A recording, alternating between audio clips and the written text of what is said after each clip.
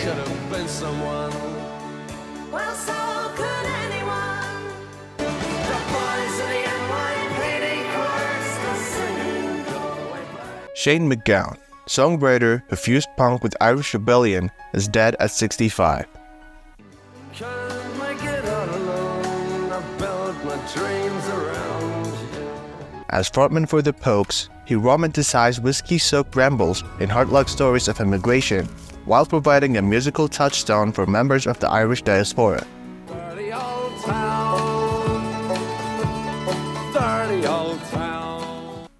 Shane MacGowan, the brilliant but chaotic songwriter who was frontman for the Pogues, reinvigorated interest in Irish music in the 1980s by harnessing it to the propulsive power of punk rock, dies on Thursday. He was 65. Cats are prowling on their beat. Mr. MacGowan's wife, Victoria Mary Clark, announced his death on Instagram but did not provide further detail. Mr. MacGowan emerged from London's punk scene in the late 1970s and spent 9 tumultuous years with the initial incarnation of the Pogues. Broadway was waiting for me. You're handsome. You were pretty queen of New York City. Rising from North London pubs, the band was performing in stadiums by the late 1980s, before Mr. MacGowan's drug and alcohol problems and his mental and physical deterioration forced the band to fire him. Can't make it all alone. I built my dreams around you. He later founded Shane MacGowan and the Popes, with whom he recorded and toured in the 1990s. Along the way, Mr. MacGowan earned twin reputations as a titanically destructive personality and a master songsmith whose lyrics painted vivid portraits of the underbelly of Irish immigrant life. His best known are the opening lines of his biggest hit, an alcoholic's lament turned unlikely Christmas classic entitled Fairy Tale of New York. It was Christmas Eve, babe, in the drunk tank, and old man said to me, won't see another one. I was good at writing, Mr. MacGowan told Richard Balls, who wrote his authorized biography, A Furious Devotion, 2021. I can write, I can spell, I can make it flow, and when I mixed it with music, it was perfect. Bruce Springsteen, Bono, and others agreed with his self-assessment, but his boozy sketches of rakish immigrant life, delivered with a London punk sneer, initially provoked disgust from the public and the musical establishment in Ireland. Shane Patrick Lissat MacGowan was born on Christmas Day 1957 in a hospital near the English town of Tunbridge Wells, Kent, to parents who had left Ireland just a few months earlier. His father, Maurice, a Dubliner, worked for a chain of clothing retailers. His mother, Therese, a former secretary and model, was from rural Tipperary. Mr. MacGowan spent his early years in the middle-class suburb of Tunbridge Wells, southeast of London, though the family regularly returned to Ireland for visits. His parents had high expectations for their literary-minded son, who as a boy had read Joyce and Dostoevsky. They sent him to prestigious fee-paying institutions rather than state schools. When the family moved to London, he earned a scholarship to the Westminster School, situated on the grounds of Westminster Abbey, which had educated several British prime ministers. But Mr. MacGowan spent his summers far from the seat of the English establishment, staying for weeks at a time with relatives at the Commons, his mother's family rustic homestead near Nenagh in County Tipperary. The house was a well-known local destination for marathon bouts of music, dancing, and drinking. On Friday, Saturday, and Sunday, the door was open all night and it would be a place to go for a session. Mr. MacGowan told Mr. Balls, his biographer, I would be put up on the table from the earliest days I can remember and told to sing what songs I knew. Mr. MacGowan would also claim it was in Tipperary where he first acquired his lifelong drinking habit. In A Drink with Shane MacGowan, the 2001 memoir, he wrote with Miss Clark, he called that his uncle would bring him home 2 bottles of Guinness from a pub to drink each night starting when he was 5. Back in London, Mr. MacGowan also began taking and selling drugs, resulting in his expulsion from the Westminster School and the first of what would be a series of addiction-driven personal crises. At 17, he was institutionalized for months. He spent his 18th birthday in London's famous Bethlehem Psychiatric Hospital, sometimes known as Bedlam. After he was discharged, he was drawn into the emerging London punk scene. In 1976, the New Music Express, a music newspaper, featured his picture, ear trailing blood, under the blaring headline, Cannibalism at Clash Gig. While he and a girl had been biting each other, Mr. MacGowan said his ear had actually been cut by a bottle. The notoriety of that image helped establish his identity in punk circles, where he was known by the alias Shane O'Hooligan.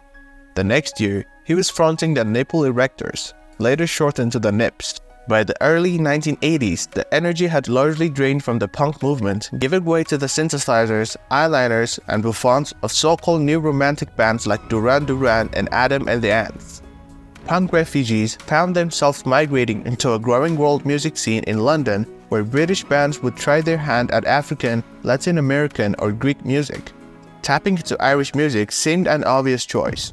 Along with the tin whistle player Spider Stacy and the banjonist Jem Finder, both British, Mr. MacGowan formed a band called the New Republicans, the name an Irish political joke aimed at the dandified new romantic scene. In 1982, the band re-emerged under the name Pogue Mahone, an Irish language phrase meaning "kiss my ass." That was later shortened to Pogues. By 1984, their cruise live shows had earned the Pogues a loyal following. The band signed the independent label Stiff Records, home of Elvis Costello, Madness, and The Damned. The two albums had band recorded for Stiff showcased Mr. MacGowan's gift for storytelling. His subject matter, from picaresque rambles to confessions of regret, written from the perspective of someone far from home, marked him as an inheritor of a boisterous Irish tradition of irreverent poetry and song that developed in the 19th century. Songs of hard labor and hard living, of wandering and exile, resentment and loss. Joseph Clearly, a professor of Irish literature at Yale, wrote in the Irish Times in 2018. Mr. MacGowan's song, Dark Streets of London, follows an immigrant's life in London from the initial exhilaration of freedom to poverty and homelessness.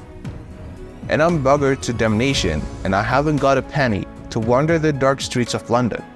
By the late 1980s, the band was touring extensively, first in continental Europe and then worldwide, including along the heavily Irish-American communities of the eastern United States, where it developed a following.